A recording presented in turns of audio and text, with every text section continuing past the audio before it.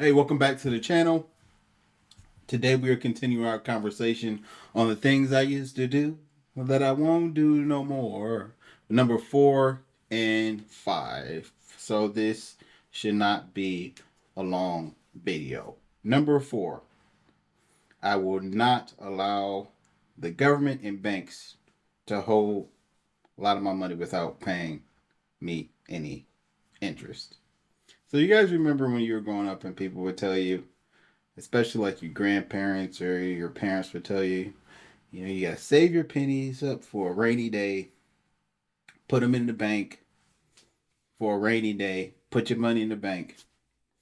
And we believed it. We thought when we had some extra money, we just put it in the bank and we just let it sit there and pile up for a rainy day. You just put a little bit in every week and just let it pile up. And eventually, you'll have enough money where you can live comfortably in your older age.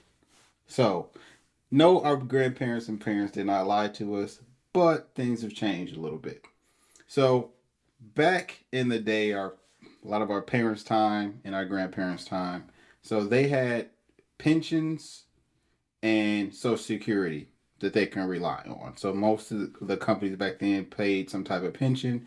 Social Security was, for the most part, guaranteed. And now that's not the case unless you are working for like the city, state, government in some way. Probably not getting pension. And if you are less than probably 55 years old, there's a good chance you won't get Social Security either. So for us, it's not going to be just enough to put a little bit of money in the bank and hope it just piles up unless you're making really, really high income where you can put substantial amounts in the bank over time. So banks don't pay you any interest for the most part, unless you can get CDs and bonds, but even those typically are pretty low interest. So your a bank like Chase typically is paying you like 0.1% interest on your money. So for example, you have 20 grand in your Chase checking account or whatever, they're paying you 0.1, not 1%, 0.1. So that's a tenth of a percent, right? So you're owning basically pennies. Meanwhile, they take your cash and then they lend it out to people and pay them an interest rate of like 4 to 22%. So it's not like you put your money in this account and it's sitting there like Scrooge McDuck just waiting for you to come get it. They're taking your money and they're lending it out. They're making money off of you. So you're basically paying them to hold your money. And then if you need it and you go to the bank, they may not even have it for you. So you may have to make arrangements to actually get your money. So for example, I went to US Bank about 3 weeks ago to take some cash out because I wanted to invest in some private equity. And I mean, this is like I'm not Jay Z. I wasn't taking out no ridiculous amount of money or anything, but I was taking out some cash that I just wanted to put another one on my account so I could buy some private shares. And they told me we don't have that available for you right now. You have to give us 48 hours notice. So I could only take out like half. So they're not even keeping your money there. It's not even quickly accessible for you. So if you're in a pinch, like and you need, a big amount of money, you can't even count on the banks to even have it for you.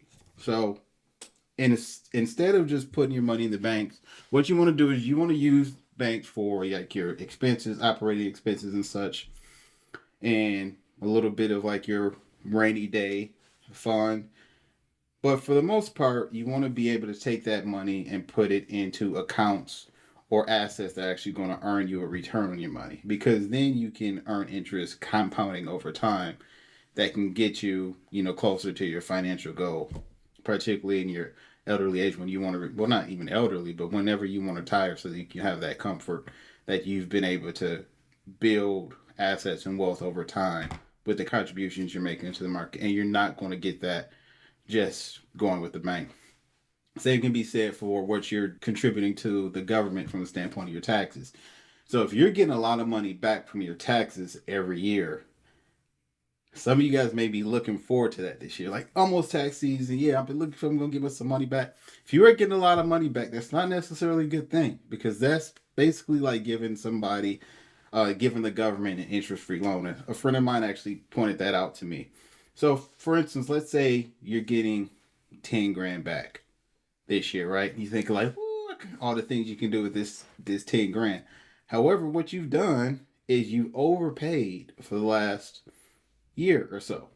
And the government's not giving you back that 10 grand with any interest. I'm not saying, hey, thank you. Here's 10,000 plus 4% interest. No, they're just going to give you that refund amount back.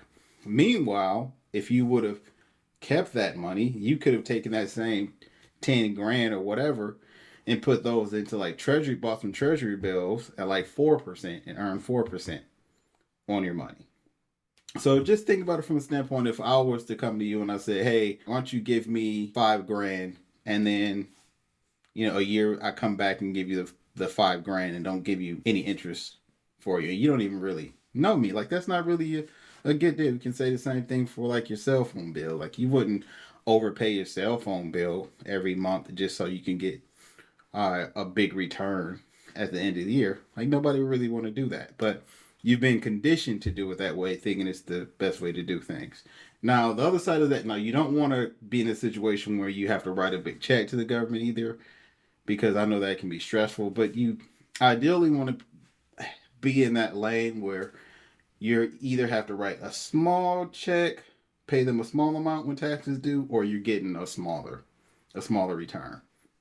And so if you're on like a W-2, that means getting paid by an employer, then you can adjust some of your withholdings like in your W-4 that can really help you adjust your exemptions and withholdings so you can keep more money in your pocket throughout the year. So that's my number 4, is not give banks and the government interest-free money out of my pocket.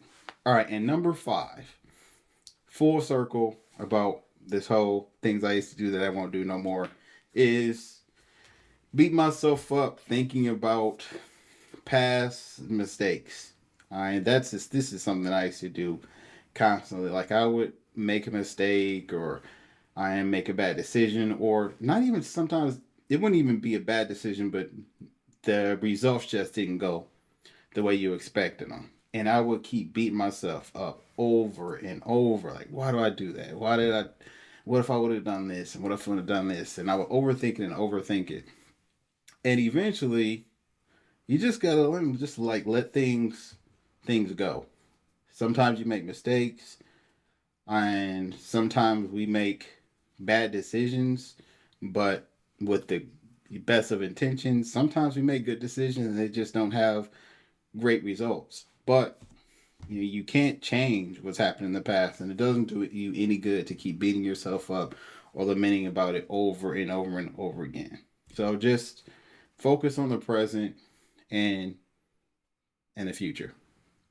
All right, so there's a Tupac saying that, and you can, and I'm paraphrasing it because I don't want to mess it up, but he's basically saying, like, you can think about something over and over and over again. Think about what you could have done, what you could have said, all of these different scenarios, or you can just leave the pieces on the floor and just walk off. So just take that.